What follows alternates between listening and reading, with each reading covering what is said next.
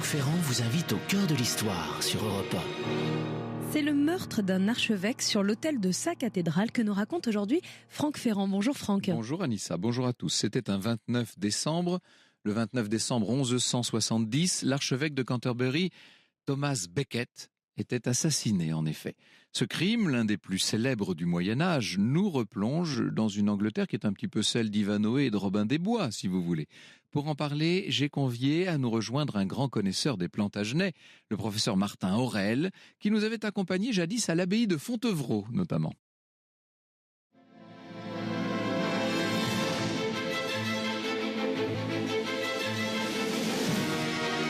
Au cœur de l'histoire sur Europe 1.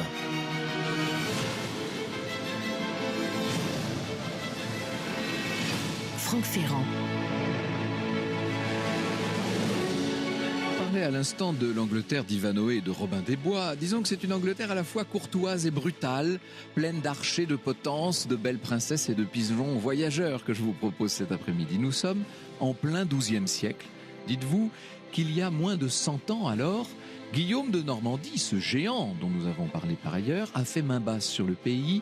Il a mêlé la romanité franco-normande aux traditions saxonnes du terroir anglais pour créer une nouvelle culture très féconde, cette culture anglo-normande sur laquelle nous aurons tout à l'heure l'occasion de revenir. Seulement, depuis, les Anglais, comme en retour, ont pris pied sur le continent.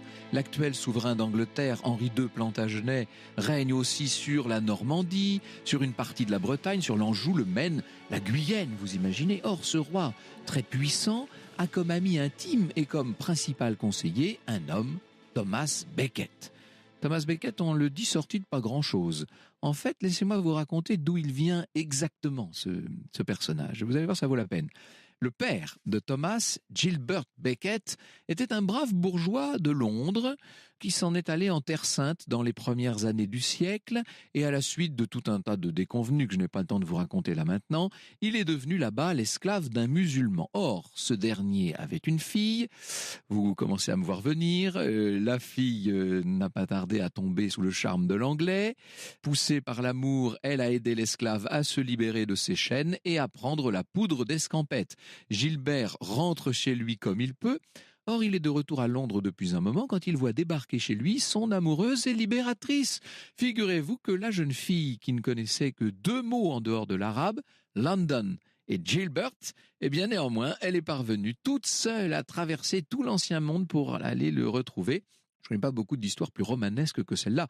Je ne vous garantis pas son authenticité, mais en tout cas, c'est ce qu'on racontait à l'époque. Et là, voilà donc cette belle orientale qui, convertie, mariée, donne à Gilbert un fils, Thomas. Cet enfant naît sous une étoile extraordinaire, il va bénéficier de grandes protections, il se montrera très vite aussi agile de corps que d'esprit, il est pris en charge par les clercs de Canterbury, il est ordonné diacre dans leur église, qui est l'église où Henri Plantagenet va finir par le remarquer, par le prendre en sympathie, puis en amitié chaleureuse. Après en avoir fait le précepteur et le maître d'armes de son fils aîné, il le prend pour conseiller privé dès les premières années de son règne.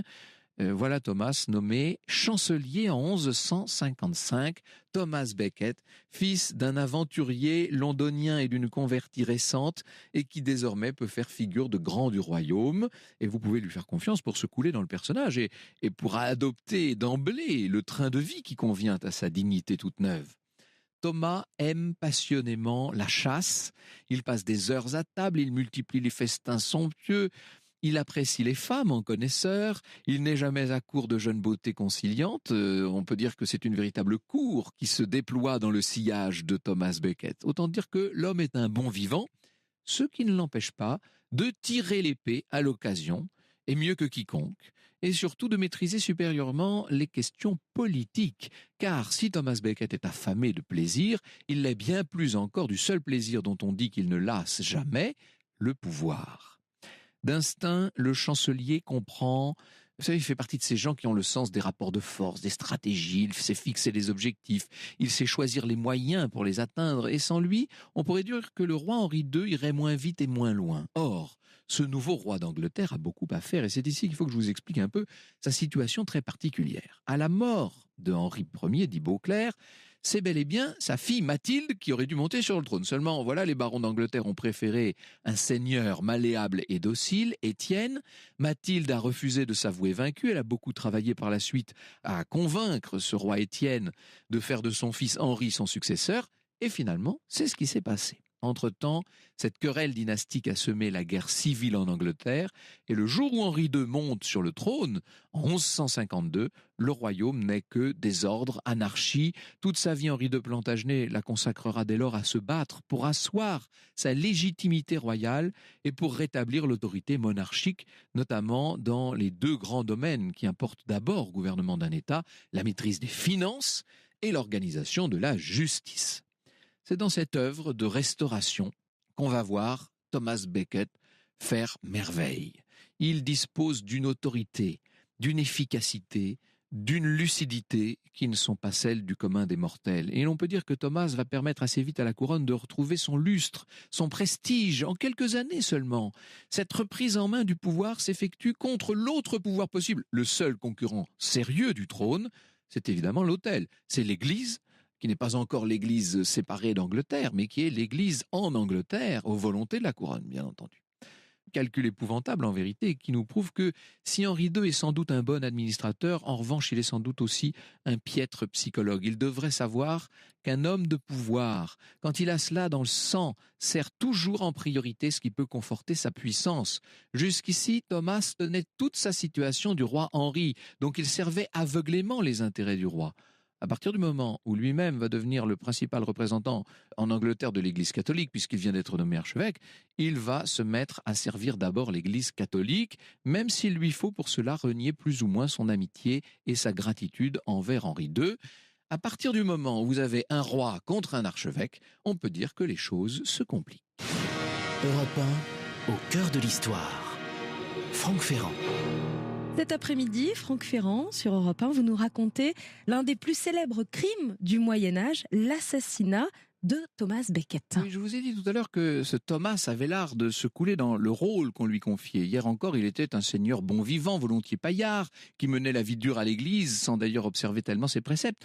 Mais puisque maintenant on l'a nommé archevêque, il va devoir s'adapter, et c'est un tout autre homme qui se glisse dans la peau et dans les attributs de l'archevêque de Canterbury. Il est ordonné prêtre le samedi 2 juin, il est consacré archevêque le lendemain, dimanche 3, on appelle ça brûler les étapes, quand même, le 3 juin c'est la Pentecôte, ça tombe bien, et le lundi 4, il devient donc plus du tout un seigneur paillard, ça devient un religieux sobre, droit dans sa vie personnelle, plein de ferveur dans la prière, bien décidé à montrer l'exemple à ses ouailles, à ses millions d'ouailles. Vous voulez que je vous dise, le problème avec Thomas Becket, c'est qu'il prend tout au sérieux. Dans un premier temps, Henri II était tout content de voir son ami coiffé de la mitre. Il tente de maintenir entre eux cette vieille complicité qui, par le passé, avait fait merveille. Seulement là, il va tomber sur un os. Maintenant que Thomas est lui-même prince, certes de l'Église, mais prince tout de même, c'est tout juste s'il reconnaît son roi. Il faut l'appeler Monseigneur, et ce n'est qu'un début. Quelques jours seulement après sa consécration, Thomas adresse des messagers au pape Alexandre III, qui vient de s'installer provisoirement à Montpellier. Il s'agit de lui réclamer le pallium. Le pallium, c'est un ornement vestimentaire symbolique que porte le Saint-Père, ainsi qu'un certain nombre de prélats, mais très rares, que le Saint-Père veut honorer. Naturellement, Thomas argumente. Cette haute distinction pontificale aurait l'avantage, dit-il, de souligner aux yeux du monde que le pape lui-même approuve son élection. Ben oui, mais enfin, c'est quand même demander beaucoup d'un seul coup. Le pape doit trouver que ce nouvel archevêque ne manque pas de souffle quand même. Mais, contre toute attente, il accorde le pallium, qui arrivera le 10 août à Canterbury, où Thomas l'accueille avec une grande humilité. Il est sorti lui-même sur le parvis, entouré de tout son chapitre, bien sûr, tout le monde est pieds nus. Alors, vous allez me dire, mais pourquoi le pape accède-t-il si facilement aux prétentions du nouvel élu ? Eh bien, il faut faire ici un petit point sur la situation religieuse de l'époque. L'Europe chrétienne est divisée à l'époque par un schisme. Le pape Alexandre III se trouve concurrencé par un pseudo-pape, je me méfie de l'appellation antipape, qui se fait appeler Victor IV et qui bénéficie du soutien de l'empereur germanique Frédéric II Barberousse. Et dans ce contexte, vous imaginez l'importance d'une église aussi puissante que celle d'Angleterre, qui est courtisée par les Allemands. finalement, et qui dans le même temps subit les velléités de contrôle et d'autonomie de la couronne britannique. À l'évidence, Thomas Becket est devenu un pivot de l'équilibre européen et le pape a tout intérêt à le choyer et à flatter sa trop visible vanité. Au printemps 1163, Alexandre III réunit un concile à Tours. Il prend grand soin d'asseoir Thomas Becket à sa droite, ce qui, entre parenthèses, froisse le doyen des prélats anglais, l'archevêque d'York. L'empereur Frédéric fronce les sourcils. Le rapprochement est maintenant officiel entre les prélats anglais et ce poulain, Victor IV. Quant à Henri II Plantagenet, eh bien, il feint la bienveillance ou tout au moins l'indifférence. En réalité, la moutarde lui monte au nez. Il ne reconnaît plus, mais alors plus du tout, son ami et complice de naguère. Pour tout vous dire, cette transformation un peu rapide de la chenille en papillon, à moins que ce ne soit le contraire d'ailleurs, l'exaspère encore plus qu'elle ne le déroute. Le roi d'Angleterre estime que le moment est venu de tester son ancien chancelier devenu primat d'Angleterre. Et le 1er octobre, il réunit donc à Westminster les barons, les grands clercs du royaume, pour débattre d'une question qui peut paraître secondaire, mais qui en fait se trouve au cœur, au centre des rapports entre le pouvoir temporel et le pouvoir spirituel, c'est celui des tribunaux ecclésiastiques, qui par tradition jugent des affaires criminelles en premier ressort. Le roi s'emporte contre le laxisme de ses cours religieuses. Il déclare que désormais tout justiciable qui ne sera pas acquitté à l'échelon ecclésiastique sera rejugé en deuxième instance par un tribunal civil et condamné selon des lois qui sont des lois à l'échelle de tout le royaume. Ça, on peut dire que c'est un pavé dans la mare de l'épiscopat, ou en tout cas une pierre dans le jardin des évêques, qui échangent des regards inquiets. Henri II observe son vieil ami. Est-ce que Thomas va le soutenir dans ce nouveau combat pour la souveraineté de la couronne ? Eh bien, non seulement Thomas ne le soutient pas, mais il se lève au contraire pour protester solennellement contre la déclaration royale. Pas question, dit-il, que le clergé d'Angleterre cède 1 pouce de ses prérogatives judiciaires. Il a peut-être oublié qu'il l'avait fait archevêque, ce prélat. Henri II se mord les lèvres et attend son heure. En janvier 1164, il réunit de nouveau une haute assemblée de barons et de prélats à Clarendon, près de Salisbury, et cette fois, il réclame clairement que l'épiscopat se soumette aux coutumes établies sous le règne du grand Henri Ier. Imaginez les murmures sur les bancs du clergé, la réponse un peu molle, flottante des princes de l'Église, fort bien. Alors que le roi mette par écrit la teneur de ces coutumes orales, et puis, une fois que ce sera fait, ma foi, on en reparlera. Henri se dit qu'il va triompher. En effet, il avait prévu la réaction des évêques. Et, dans la foulée, sans attendre, il brandit une charte en 16 points qui restera dans l'histoire sous le nom de charte de Clarendon. Thomas Becket est un peu surpris. On a joué un coup d'avance là sur lui. Seulement, il est beaucoup trop fin pour s'opposer frontalement à l'ensemble de la charte. Il va chercher à faire le tri entre ce qui est acceptable et ce qui ne l'est pas. Henri constate que l'épiscopat, presque unanime, je dis presque parce qu'il faut toujours faire la part de l'archevêque d'York et de ses partisans, l'épiscopat presque unanime donc est derrière Thomas Becket. Il feint de s'incliner, mais il n'en est plus à se mordre la lèvre. Là, j'imagine qu'il doit serrer les dents maintenant. À présent, il regrette d'avoir nourri un serpent dans son sein. Il a placé à Canterbury un homme qui se révèle pire qu'un ingrat, qui est en train de devenir un ennemi. Octobre 1164, nouvelle assemblée à Northampton cette fois, et sans Thomas Becket. Il s'agit officiellement de régler un conflit mineur d'attribution entre juridiction épiscopale et juridiction royale, peu importe.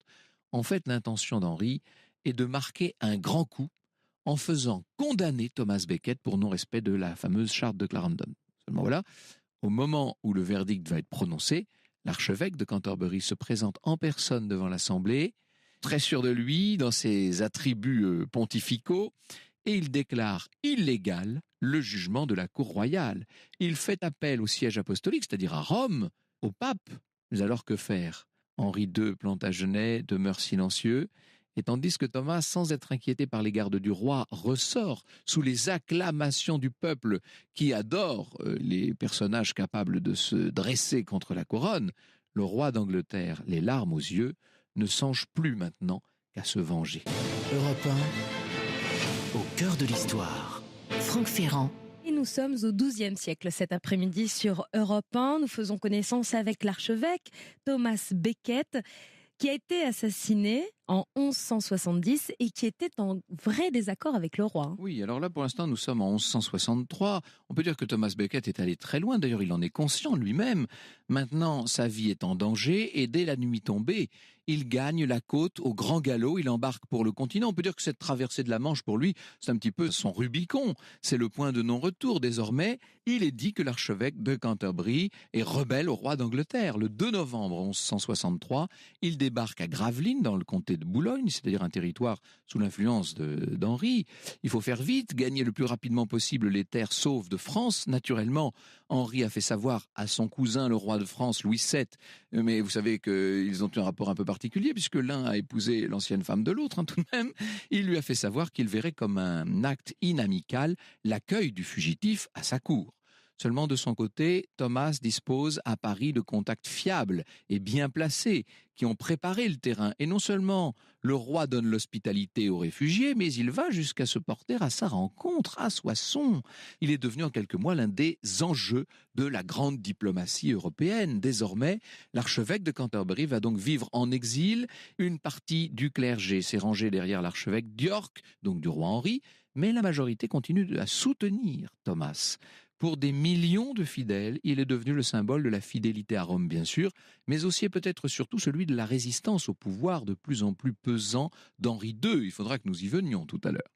Thomas Becket feint de calmer le jeu. C'est vrai qu'il rencontre le pape à Sens et qu'il obtient du souverain pontife la condamnation des 2/3 des articles de la charte de Clarendon. Mais c'est aussi une vérité qu'il propose au pape de lui remettre sa charge de primat d'Angleterre et que c'est Alexandre III qui la refuse. Puisqu'il lui faut vivre en exil, Thomas s'installe chez les moines cisterciens de Pontigny, histoire de peaufiner son image de grand ascète presque mystique à la limite de l'ermite. Alors, il aura le temps de vivre sa foi, puisque ça va quand même durer près de 7 ans, cette histoire. Et finalement, la diplomatie aidant, le pape menaçant le roi Henri d'excommunication, ce qui à l'époque est tout sauf une péripétie, les deux hommes, les deux complices de la grande époque, vont se retrouver à Fredval, près de Vendôme, à l'été 1170. Le roi et l'archevêque se donnent l'accolade. On aurait aimé être petite souris ce jour-là. Henri II s'engage devant une foule émue à rendre à Thomas Becket son diocèse et tous ses bénéfices. Quant à Thomas, il veut bien lui donner sa bénédiction. On se dit, voilà, le récit d'aujourd'hui est terminé, tout est bien, qui finit bien. Non, je vous l'ai dit, le problème avec Thomas Becket, c'est qu'il prend toujours tout au sérieux. À son retour en Angleterre, les choses changent. Et il devient une sorte de messie, le mot peut-être un petit peu fort, mais c'est un peu une entrée dans Jérusalem qu'il fait néanmoins. Partout, ce ne sont que haies de palmes jonchées de roses, encensements infinis, et Henri II grince des dents. Vous pouvez faire confiance à Roger de Pont-l'Évêque, à l'archevêque d'York, pour souffler sur les braises royales, bien entendu. Des émissaires du roi, au nom des évêques excommuniés, viennent-ils demander à Thomas la levée de cette sanction spirituelle ? Et Thomas leur explique que le pouvoir d'excommunier comme celui de pardonner n'appartiennent qu'au pape et que lui ne peut pas les aider. La plupart comprennent le message et préfèrent quitter l'Angleterre pour aller se mettre au vert. Depuis les côtes normandes où il se trouve, il est près de Bayeux. Le roi Henri commence à comprendre le rapport de force qui est en train de s'inverser. Et bien sûr, il est le seul roi. Bien sûr, le pape est contraint de le ménager. Bien sûr, l'empereur germanique s'efforce de le séduire pour les raisons que je vous ai dites. Mais Thomas, lui, a dans son camp, si je puis dire, le peuple. Un peuple chauffé à blanc. Il a surtout pour lui la foi, qui dans son sillage paraît déplacer les montagnes. Et si, après avoir si bien contribué à renforcer son trône, ce parvenu de malheur se mettait à le fragiliser, vous imaginez les idées, les pensées d'Henri à ce moment-là.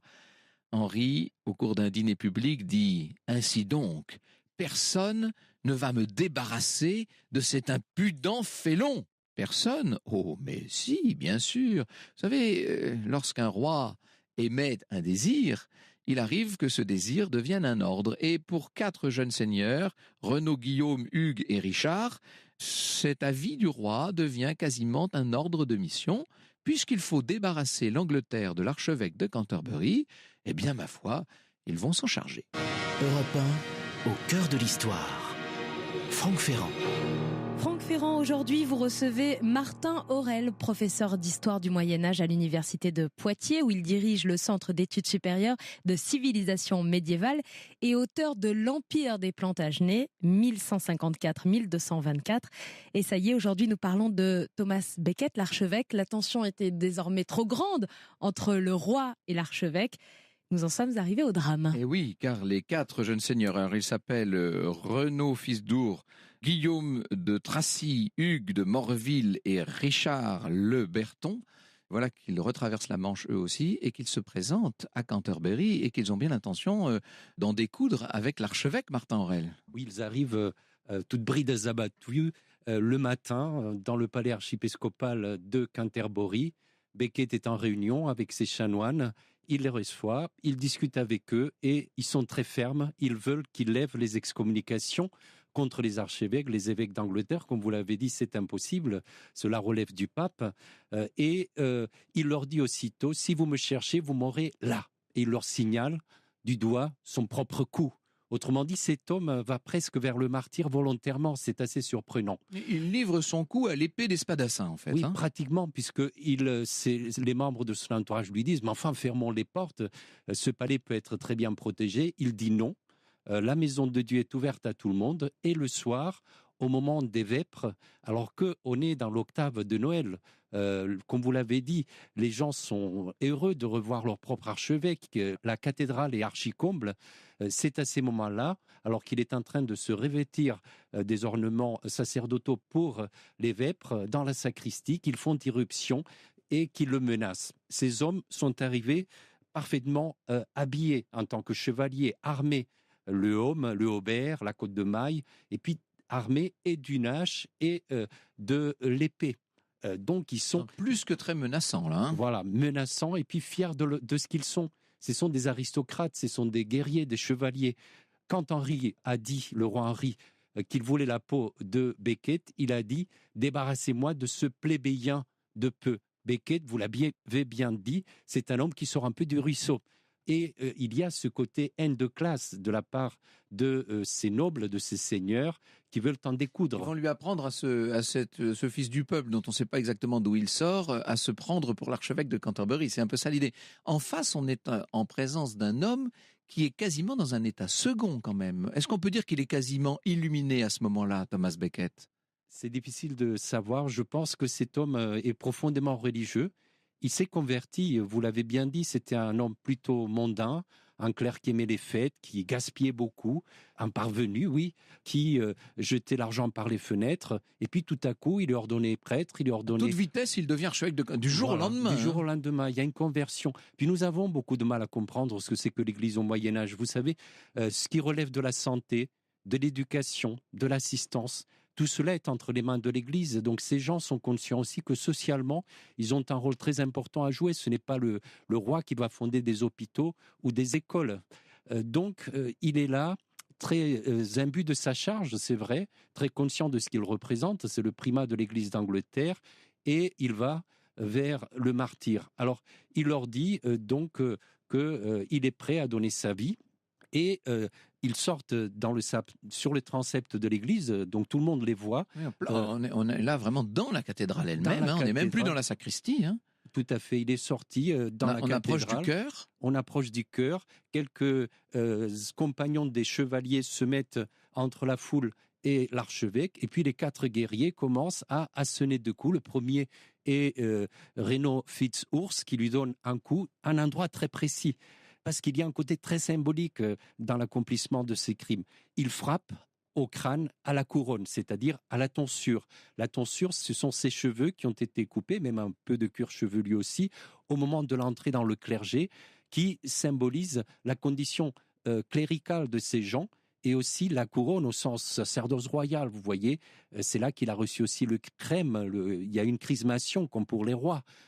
Et c'est ce qui permet aussi aux prêtres, aux tonsurés, d'échapper à la juridiction civile. Vous l'avez dit, s'ils commettent un larcin, un crime, ils peuvent aller voir le tribunal de l'évêque. Oui. Et c'est l'enjeu de ces.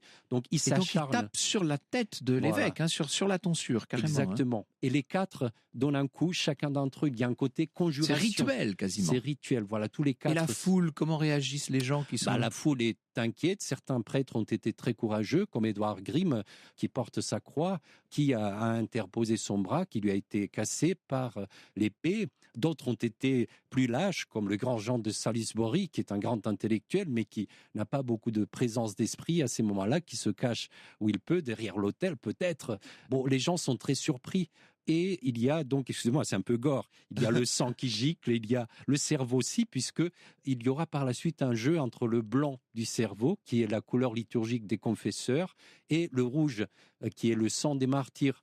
Quand les prêtres récupèrent le cadavre, ils ne le lavent pas, contrairement aux coutumes funèbres de l'époque, parce que c'est un martyr, parce que son sang purifie son âme, le lave de ses péchés. Vous voyez, il y a l'idée de martyr. D'ailleurs, il y aura des débats chez les clercs, chez ces intellectuels. Est-ce que c'est vraiment un martyr ? On est martyr quand on donne sa vie pour le Christ. Est-ce que lui ne se considérait pas comme un martyr ? Et est-ce qu'on ne peut pas aller jusqu'à imaginer que dans le parcours tout à fait unique qui est le sien, il estimait lui-même que le couronnement, en quelque sorte, du parcours, couronnement à la fois spirituel et temporel, c'était de finir en martyr, d'une certaine manière, comme un certain nombre des pères de l'Église ? Oui, peut-être ça lui a traversé l'esprit. C'est vrai qu'à la fin, quand il a vu qu'on allait vers ces dénouements, je pense qu'il s'est rendu à l'évidence qu'il finirait comme cela, parce qu'il jouait un jeu très très dangereux avec le roi, c'est certain. Alors le roi, comment réagit-il ? Parce qu'il n'a pas donné l'ordre officiellement quand même de tuer Thomas Becket. Pas du tout. Le roi est atterré quand il apprend la nouvelle. Il voit que tous ses efforts pour centraliser l'Église, pour l'amener vers son pouvoir, lui échappent du jour au lendemain. Il ne sort pas de sa chambre pendant 3 jours. Il ne veut voir personne. Il ne mange pas, il ne boit pas. Il viendra même se flageller sur le parvis de la cathédrale de Canterbury 1 an plus tard. Oui, tout à fait, c'est le rituel de pénitence des rois du Moyen-Âge. Ils sont sans couronne, sans habits royaux, ils sont en chemise tout simplement, les pieds nus. Et on le bat de verge, ce sont les prêtres qui le battent de verge. Et puis ce baiser de paix qu'ils n'avaient pas voulu échanger avec Becket pour entériner leur traité, eh bien il échangera finalement avec l'évêque de Poitiers, Jean Bellemin, à titre posthume. La postérité de Thomas Becket devient quelque chose d'extraordinaire, on va y venir dans un instant. Il est devenu un symbole extraordinaire dans son temps et dans toutes les époques suivantes, bien entendu. Oui, c'est incroyable. Même jusqu'à il y a une quinzaine d'années, Charles Taylor, ou plus, le tyran sanguinaire du Libéria, avait dit à l'évêque de Morovia, qui était un peu gênant, « Tu vas subir le même sort que Thomas Becket ». Au moins, il avait des références historiques. C'est un tyran cultivé. Voilà, mais vous avez aussi le roi Henri VIII lui-même, qui a fait disperser les reliques de Thomas Becket, qui a interdit son culte à l'occasion de l'acte de suprématie de l'Église d'Angleterre de 1534. Et une fois de plus, et c'est souvent le cas lorsque nous abordons ces périodes dans cette émission, une fois de plus, la grande question, c'est le pouvoir et sa répartition entre la couronne, l'autel et la papauté, qu'il ne faut pas oublier, qui est le 3e acteur de ce drame, hein, bien sûr.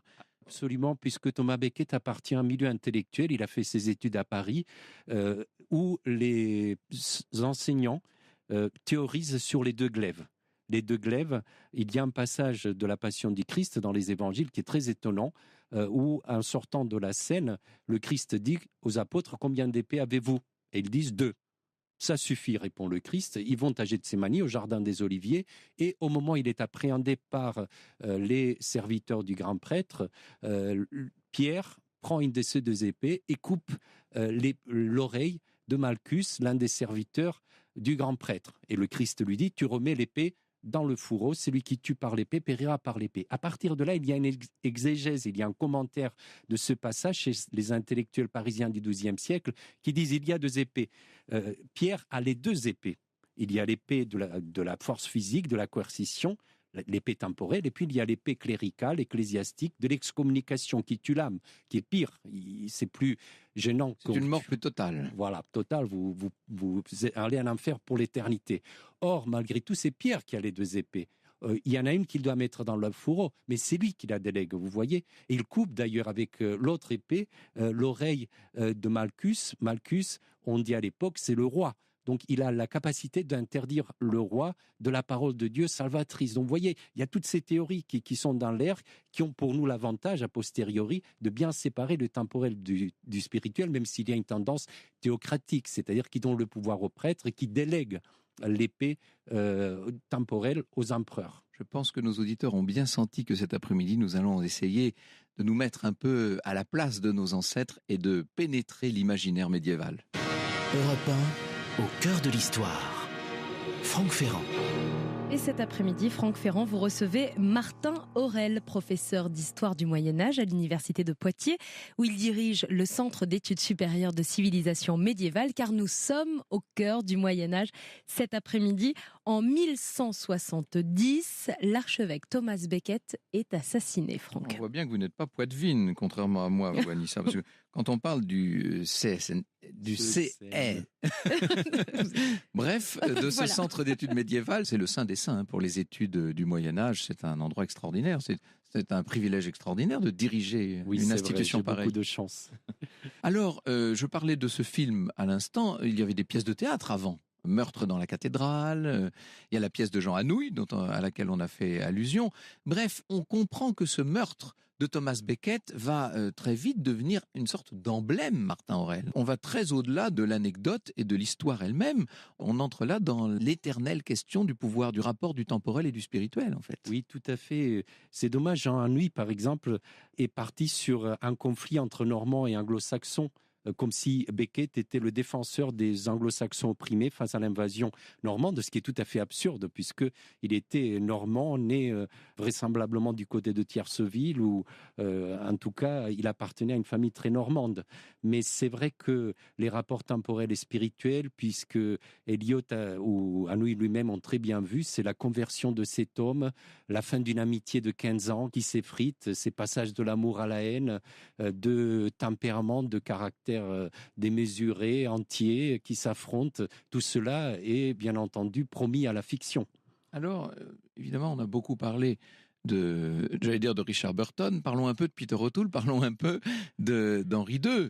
Qui est-il, ce roi, qui n'est pas capable de voir en son ami un ennemi potentiel? Parce qu'il n'a pas senti le vent tourner, Henri II. Il n'a pas compris que son ami, que son conseiller, Thomas, était en train de prendre son indépendance et de se retourner contre lui. Oui, tout réussissait à cet homme. Comte d'Anjou, duc de Normandie, puis se retrouve tout à coup roi d'Angleterre. Il avait épousé la belle Aliénor entre-temps. Aliénor d'Aquitaine, qui fait l'unité avec la grande Aquitaine. Donc il est à la tête d'un empire colossal. Il réussit à écraser Louis VII, le roi de France, qui est impuissant face à son expansion territoriale. Et puis tout à coup, il y a ces problèmes, ce poil à gratter qui l'empêche d'accomplir son œuvre, maîtriser aussi l'Église en Angleterre, qui est un État extrêmement à la pointe du point de vue administratif, fiscal. Et oui, c'est que la conquête, je disais que la conquête normande, la conquête de Guillaume, est encore une chose très récente et que l'Angleterre vient d'acquérir une sorte d'État tout neuf, si l'on peut dire. Hein. Oui, qui avait l'expérience en particulier pour percevoir l'impôt, puisqu'il fallait payer des tributs aux Scandinaves, le Danegeld. Les Normands étaient doués dans ce domaine. Oui. Voilà, ils savaient, puis ils savaient les mathématiques, l'échiquier, qui était l'organe de perception fiscale, donc ils avaient une très très grande avance. Et peut-être aussi il y a la personnalité d'Henri II, puisque très vite il est allé aussi à l'affrontement avec son épouse Aliénor d'Aquitaine pour la maîtrise du duché d'Aquitaine, puisque c'était une forte femme qui ne voulait pas se laisser marcher sur les pieds, qui voulait confier à leur fils, Richard Cœur de Lion, le duché, qu'il l'éduquait progressivement. Et cet homme, donc, veut s'imposer sur tous les fronts. Et il y a une sorte de mégalomanie à la fin. Je pense que c'est lui qui a perdu vraiment la tête et qui pensait avoir tout le monde à sa botte. Oui, ce personnage d'Henri II est lui-même assez mégalomane. On est en présence de deux très forts tempéraments. Hein. Henri contre Thomas. Henri II, le roi d'Angleterre, a quand même des idées de grandeur, de puissance, de conquête assez extravagantes. Rien ne l'arrête. Ce sont ses fils qui l'arrêteront un jour, mais plus tard. Voilà, à la suite du meurtre de Thomas Becket, c'est une perte de prestige colossale pour Henri II. Et ces enfants qui avaient été justement éduqués par Beckett, qui avait une dizaine d'années de plus qu'Henri II, leur père, Beckett qui les a pris en tant que précepteur, qui leur a appris les manières, qui leur a appris à parler le latin, qui leur a fait fréquenter des gens extrêmement cultivés. Et en même temps, il avait l'œil, il contrôlait leur éducation militaire, puisqu'il ne faut pas l'oublier, Beckett, c'est un chevalier hors pair. On sait qu'il a désarçonné en chevalier un combat singulier dans une des escarmouches dans le Vexin français. C'était l'endroit où l'Île-de-France et la Normandie se battaient pour la frontière, qu'il est allé avec une troupe considérable, peut-être de 700 hommes, conquérir Toulouse en 1159. Il a été beaucoup plus jusqu'au-boutiste qu'Henri II. Finalement, il a conquis 3 châteaux personnellement dans le Quercy, qui est resté dans l'Empire plantagenet, qu'il a apporté à son seigneur Henri II. C'était aussi, par les descriptions physiques que nous avons, quelqu'un qui avait une taille exceptionnelle. Comment expliquer que ce chevalier, que ce guerrier extraordinaire se soit laissé abattre comme un agneau devant l'autel de sa cathédrale? Il y a eu entre-temps une conversion, c'est ça la grande question, non? Oui, c'est ça, il y a eu une conversion, autrement ça ne marche pas. Vous avez employé le terme agneau, il revient beaucoup sur les sources, l'agneau sacrificiel. Il y a une comparaison continuelle entre sa destinée auprès de l'autel et puis ce qui est en train de se passer tous les jours sur cet autel, la célébration de la messe, qui est le renouvellement du sacrifice du Christ sur la croix. Donc c'est un thème qui revient souvent dans les textes de l'époque. Mais je pense qu'il y a eu sincèrement conversion. Plus je travaille sur ces textes, aussi orientés soient-ils, parce qu'ils sont faits par ses amis dans un but hagiographique pour montrer que c'est un grand saint, plus j'en suis convaincu. Vous venez de prononcer le mot, un grand saint, parce qu'il a été canonisé, bien entendu. Il a été canonisé 3 ans après sa mort. C'est Saint Thomas Becket aujourd'hui. Saint Thomas Becket. Et ce qui est très intéressant, c'est que la procédure de canonisation à la suite d'un procès, tel que nous la connaissons de nos jours, se met justement sur pied à l'époque d'Alexandre III. Ça tombe bien, on va y revenir dans un instant pour répondre à la question de notre auditrice Lorraine. Merci infiniment Martin Aurel. Nous vous laissons repartir pour le Centre d'études supérieures de civilisation médiévale de Poitiers. Je renvoie nos auditeurs notamment à votre ouvrage L'Empire des Plantagenets qui est paru chez Perrin il y a quelques années. Merci beaucoup d'avoir éclairé pour nous cette question, somme toute déjà très lumineuse. Europe 1, au cœur de l'histoire. Retour aux origines. Et aujourd'hui, Franck, c'est une question posée par Lorraine sur le site europe1.fr. Elle vous demande quelle est la différence et les origines entre la béatification et la canonisation. Alors justement, vous voyez qu'on est dans la continuité immédiate de l'émission que nous venons de faire sur Saint Thomas Becket. La béatification, c'est la déclaration par décret pontifical qu'une personne a été une personne chrétienne exemplaire aux yeux de l'Église catholique. La canonisation, c'est également une déclaration pontificale, mais qui cette fois élève le fameux chrétien exemplaire au rang de saint. Et pour être canonisé maintenant, il faut être obligatoirement béatifié. Alors, c'est en 1588 seulement qu'on a bien distingué ces 2 étapes de béatification et de canonisation. Et bienheureux celui dont le culte est reconnu pour un groupe déterminé de fidèles, tandis que le saint voit son culte étendu à l'ensemble de l'Église. La procédure de béatification est très longue, au moins une dizaine d'années, les critères sont très précis, il ne faut pas de miracle dans la vie spécialement de la personne, de l'impétrant, mais néanmoins il faut toutes sortes de critères, et la décision finale appartient bien entendu au pape. Ensuite, pour qu'un bienheureux soit canonisé, alors là il va falloir un certain nombre de conditions encore plus draconiennes, et notamment des miracles. Là encore, le pape a le dernier mot. Alors vous savez qu'il y a de plus en plus de bienheureux et de saints. C'est le pontificat de Jean-Paul II qui a battu tous les records, puisqu'on a connu sous Jean-Paul II 1338 béatifications et 482 canonisations. Depuis 2005, le pape Benoît XVI a estimé qu'on peut béatifier sans que le pape ne soit présent. En revanche, c'est bien le pape qui préside les cérémonies de canonisation. Voilà, j'ai dit à peu près tout, sauf que c'est en 1215 qu'on a interdit toute canonisation sans autorisation pontificale et que cela venait précisément dans la foulée des procès qui avaient eu lieu à la suite de l'instance pour Thomas Becket, justement. Vous voyez comme tout se recoupe.